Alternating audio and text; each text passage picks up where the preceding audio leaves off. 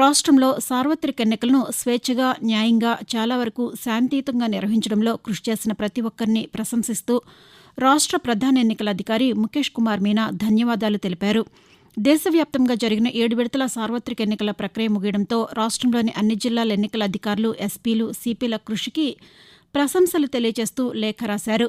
ఈ ఎన్నికలు ఆంధ్రప్రదేశ్ రాష్ట్రానికి అసాధారణమైనవని, ఇప్పటివరకు ఎప్పుడూ లేనంత అధిక స్థాయిలో పోలింగ్ నమోదైందని, ఓటును వినియోగించుకోవడానికి ఓటర్లు ఎంతో ఉత్సాహాన్ని చూపారని పేర్కొన్నారు.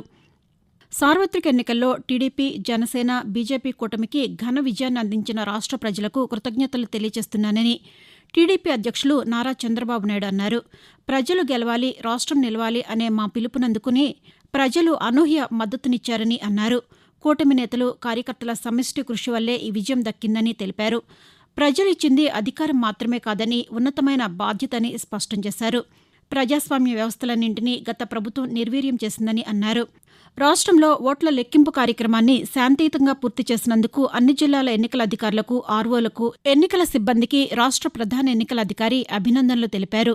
ప్రజాస్వామ్య పండుగను రాష్ట్రంలో విజయవంతంగా నిర్వహించడంతో పాటు ఓట్ల లెక్కింపు ప్రక్రియలో రాష్ట్ర వ్యాప్తంగా అన్ని జిల్లాలు అనుసరించిన మంచి పద్ధతులను భవిష్యత్తు తరాల వారికి ఎంతో మార్గదర్శకంగా ఉండే విధంగా ఒక కరదీపికను రూపొందించాల్సిన అవసరం ఉందని తెలిపారు. రాష్ట్రంలో సార్వత్రిక ఎన్నికల ప్రక్రియ ముగిసిన నేపథ్యంలో ఎన్నికల ప్రవర్తనా నియమావళి అమలును నిలుపుదల చేస్తున్నట్లు ప్రధాన ఎన్నికల అధికారి ముఖేష్ కుమార్ మీనా ఒక ప్రకటనలో తెలిపారు.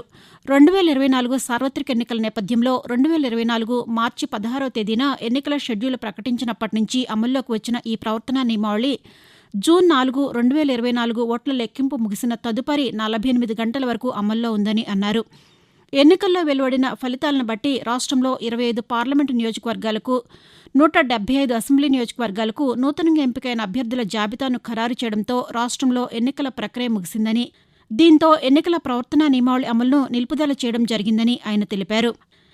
ఆంధ్రప్రదేశ్ ముఖ్యమంత్రిగా నారా చంద్రబాబు నాయుడు ప్రమాణ స్వీకారం చేశారు. ఆయన చేత రాష్ట్ర గవర్నర్ అబ్దుల్ నజీర్ ప్రమాణ స్వీకారం చేయించారు. ఆంధ్రప్రదేశ్ ముఖ్యమంత్రిగా 4వసారి చంద్రబాబు నాయుడు ప్రమాణ స్వీకారం చేశారు. ఈ సందర్భంగా చంద్రబాబుకు ప్రధాని మోదీ అభినందనలు తెలిపారు. జనసేన అధ్యక్షులు కె. పవన్ కళ్యాణ్ మంత్రిగా ప్రమాణ స్వీకారం చేశారు. నారా లోకేష్ కూడా మంత్రిగా ప్రమాణ స్వీకారం చేశారు. అనంతరం గవర్నర్ ఎస్. అబ్దుల్ నజీర్ ఇతర మంత్రులతో ప్రమాణం చేయించారు. ఆంధ్రప్రదేశ్లో ఇటీవల ప్రమాణ స్వీకారం చేసిన మంత్రులకు శాఖలు కేటాయిస్తూ ప్రభుత్వం ఉత్తర్వులు జారీ చేసింది. జనసేన పార్టీ అధ్యక్షులు కె. పవన్ కళ్యాణ్ను ఉప ముఖ్యమంత్రిగా నియమించడంతో పాటు పంచాయతీరాజ్, గ్రామీణాభివృద్ధి, అటవీ, పర్యావరణం, సైన్స్ అండ్ టెక్నాలజీ శాఖల బాధ్యతలు కేటాయించారు. నారా లోకేష్కు మానవ వనరుల అభివృద్ధి, ఐటీ, ఎలక్ట్రానిక్స్, కమ్యూనికేషన్ శాఖలు, అచ్చెన్నాయుడుకు వ్యవసాయ శాఖ, నాదెండ్ల మనోహర్కు ఆహార, పౌర సరఫరాల శాఖ, పొంగూరు నారాయణకు పురపాలక శాఖ, పట్టణాభివృద్ధి శాఖలు కేటాయించగా హోంమంత్రిగా వంగలపూడి అనిత, ఆర్థిక శాఖ మంత్రిగా పయ్యావుల కేశవులను నియమిస్తూ రాష్ట్ర ప్రభుత్వం ఉత్తర్వులు జారీ చేసింది. మంత్రుల్లో జనసేన పార్టీకి 3 మంత్రి పదవులు కేటాయించగా బీజేపీ నుంచి సత్యకుమార్ యాదవ్కి ఆరోగ్యం, కుటుంబ సంక్షేమ శాఖను కేటాయించారు. మంత్రులుగా సమర్థవంతంగా పనిచేయాలని, ప్రతిరోజు సచివాలయానికి రావాలని సూచించారు. శాఖపై పట్టు పెంచుకోవాలని, పరిపాలనా పరంగా పూర్తిస్థాయి అవగాహన పెంచుకోవాలని మంత్రులకు చంద్రబాబు నాయుడు దిశానిర్దేశం చేశారు. నారా చంద్రబాబు నాయుడు జూన్ 13వ తేదీన అమరావతిలోని సచివాలయం మొదటి బ్లాక్లో సాయంకాలం 4:41 బాధ్యతలు చేపట్టారు.